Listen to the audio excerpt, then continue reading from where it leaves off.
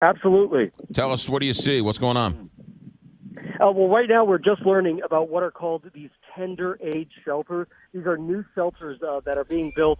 There are 3 of them right now, and they are specifically for very young children. So we're talking about babies, we're talking about toddlers, children with special needs. Now, the officials, they actually say that there are well-trained clinicians there, but no doubt about it, a lot of people are raising their eyebrows just because of that name, tender age shelters.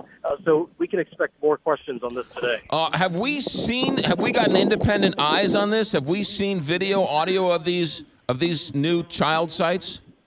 Not yet. We just learned about them overnight.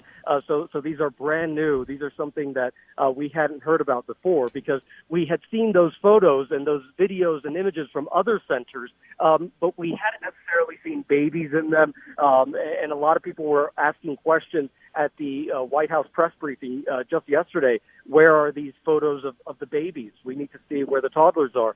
Now we know where they are at these tender age shelters. So babies are different than 5-year-olds that are different from 7-year-olds. How are they? Do you have any idea how they're separating them? We don't know. No, we don't know just yet. In fact, there are some kids that age also at these tender age shelters. The government says that they are deciding who goes to these special shelters, but we don't know just yet. And those are some of the questions that have child advocates very concerned here. Do we know how many of these kids are in these tender homes? We know that in total they've separated 2,300, or at least recently separated more than 2,300 children. We don't know how many of those are kids that are specifically in these tender age shelters, but we know that there are more than 2,300 so far. So they've separated 2,300 children from their parents. Of that 2,300, we don't know how many went to these little kid places. Yeah, not yet. Okay. Do we have any idea how many kids are being separated from their parents on a daily or weekly basis? You know, we've asked that question, and child advocates who are here on the border, they say that in some places they are seeing 80 families a day. They are seeing 90 families a day, almost entirely being separated.